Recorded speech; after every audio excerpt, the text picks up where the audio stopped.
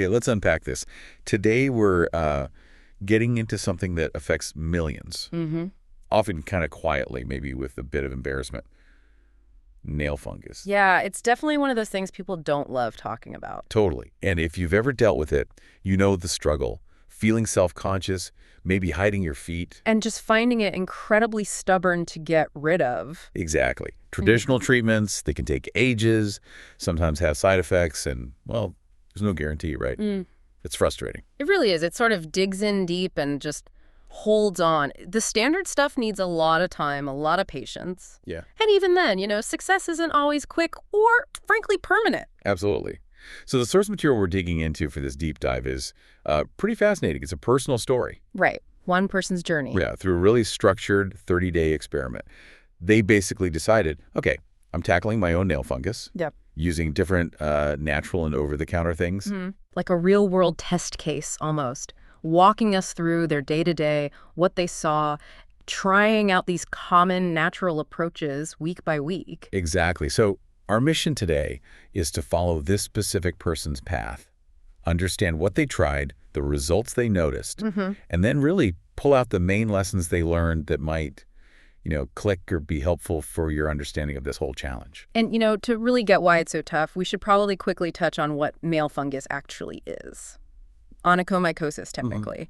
It's an infection. Different kinds of fungi cause it, and these things just thrive in warm, damp places. Like inside your shoes. Exactly. Prime real estate. The perfect little hideout. And the signs? The discoloration, usually yellow, maybe brown. Yeah, the nail gets thick, sometimes brittle, crumbles a bit. Might even be an odor sometimes. Right, but the crucial thing, the real kicker, is that it's not just hanging out on the surface. No, the infection sets up shop deep inside the nail bed, underneath the nail itself. Oh, okay. And nails, they grow so slowly. So as your healthy new nail tries to grow out, it's got to push that infected part out from underneath. Right, I see. Which is why any treatment has to be super persistent, and it needs to actually reach that deep infection. So you're basically fighting something hiding deep down, growing slowly, and you're waiting for your own body to push it out over months and months. Okay. That context is really important. Definitely. All right, let's jump into this person's 30-day experiment then. See how they tackled it. They started in week 1 with, well, probably the most famous natural remedy out there, tea tree oil. Yes, it's a common starting point. A lot of people try it first. It's easy to find, and there is some research backing its antifungal properties against certain types of fungi. So what they did was pretty straightforward, really. Applied 100% pure tea tree oil. Straight up. Yeah, directly onto the nail twice a day using a cotton swab. Yeah. And they made a point of trying to get it, right under the edge. Trying to reach it. Okay. And after that first week, what happened? Well, they definitely noticed the smell. Strong, kind of medicinal, no shock there. Nope. Tea tree has a very distinct smell. But the source was clear. No visible changes to the nail itself. Nothing looked different. Okay. They also mentioned getting some, mild skin irritation around the nail, which actually made them dial back the applications a bit. Ah, so that's a factor too. Okay. So, from this person's view, after week 1, the pros for tea tree oil, well, it's easy to get, it's cheap, and people know it's supposed to be antifungal. Makes sense. But the cons they actually experienced were that strong smell, the irritation. Yeah. And importantly, just no visible progress, not on the fungus itself, not in that first week anyway. It didn't seem to make a dent for them. Interesting, yeah. Even at 100% strength, no quick visual change. Okay, so week 2, they switched it up completely, tried another really popular home remedy, apple cider vinegar, ACV. Right. The thinking there is usually about the acidity, that maybe it makes the environment hostile for the fungus. So their routine for this was a daily thing. A 20-minute foot soak, 1 part ACV, 2 parts warm water. Okay, a soak. Yeah. And they really stressed drying the foot super thoroughly afterwards, which, as you said, makes sense. Fungus loves moisture. Crucial step. So how did that week feel compared to the oil? They actually reported this routine was, more pleasant. Less clinical feeling than just dabbing oil. I can see that. A soak can be relaxing. Yeah. And they thought maybe? Yeah. Just maybe. The nail looked a tiny bit less yellow. Ah, the maybe. Exactly. They were honest, though. Said it could easily just be wishful thinking. Fair enough. Any other effects? Yeah, one definite plus they mentioned was softer skin around the nail. No side effect. Okay, so softer skin, but the main goal. The fungus itself. Still minimal improvement, they felt. After week 2, not much visible change there. Right. So summing up their ACV experience, pros were, a relaxing routine, that theory about pH balance, the softer skin. But the downsides they pointed out, it takes time, right? Yeah. A 20-minute soak every day. Commitment. It's a bit messy. The actual visual improvement on the fungus seemed minimal to them. And I mean, it still has a pretty distinct, strong smell. Different from tea tree, but definitely noticeable. Okay. So by week 3, they decided to try combining things, a different tactic. Getting creative. Yeah. They used coconut oil and oregano oil together. The idea, I guess, was to get the caprylic acid from the coconut oil. Known antifungal properties there. And then the carvacrol and thymol from the oregano oil, also known for that. Right, hitting it from 2 angles. So how did they use this combo? They mixed a few drops of the oregano oil into some coconut oil, applied that blend twice a day. Okay. And a practical tip they mentioned, they had to use a bandage afterwards. Apparently, the oregano oil can stain. Good to know. Oregano oil is potent stuff. So how did this combination do? Well, the source felt this mixture was more nourishing compared to the others. Nourishing. Interesting. Yeah, they said the nail bed itself and the skin around it looked healthier overall. Okay, so some positive effects on the surrounding area. Definitely. Yeah. But, and here's the recurring theme, despite that healthier look around the nail, The fungus itself. the discoloration, it persisted. Still there. So it seemed like maybe a good approach for skin health, maybe hitting the fungus a bit. But still missing that key piece to really tackle the deep infection in their experience. Exactly. So, after 3 weeks of trying these popular, kind of simple or single ingredient approaches, Yeah. they were seeing some minor perks like softer skin, maybe things looked a bit healthier. But the main issue, that fungal discoloration, wasn't really shifting visibly, Still stuck. which brought them to week 4. And this is where the source describes something they actually called the game changer. Okay. Intriguing. A shift happened. Big shift. This is where they moved away from the DIY stuff, the simple blends. I went for A specialized formulated product, something specifically marketed for nail issues. They used Kerassentials oil. Okay. A dedicated product. Makes sense to try that next. Their routine was simple again. Just apply the oil twice a day, using the little brush that came with it, following the instructions. Standard enough. And the results this time. This is where things got different, according to them. The source mentioned seeing noticeable fading of the yellow Noticeable. How soon? within just a few days of starting it. Wow. Okay. That's quick compared to the others. Yeah. And by the end of that week, week 4, they felt the nail was looking significantly clearer. Significant improvement in 1 week. And here's a detail that really jumped out in their story. The visible improvement wasn't just something they saw. Oh. Someone else, their partner, apparently noticed it looked better without them even pointing it out. Okay, that's telling. External validation. Not just wishful thinking this time. Right. So the source's own conclusion about why this product seemed to work so differently and relatively quickly. Compared to 3 weeks of the others, yeah. It boiled down to 2 main ideas for them. Better penetration into the nail. Getting the ingredients where they need to go. And the synergistic effect of multiple ingredients working together. The formulation itself. Which leads us nicely into their attempt to sort of understand the science behind what worked, at least for them. Exactly.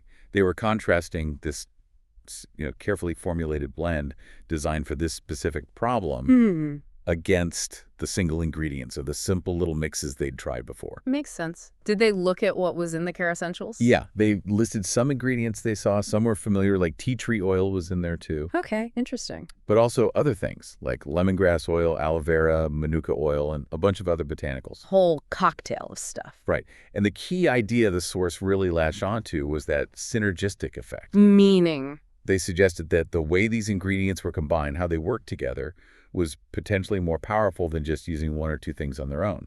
Like the sum being greater than its parts? Kind of. It's not just having antifungal ingredients, but how they interact and, crucially, how they're delivered.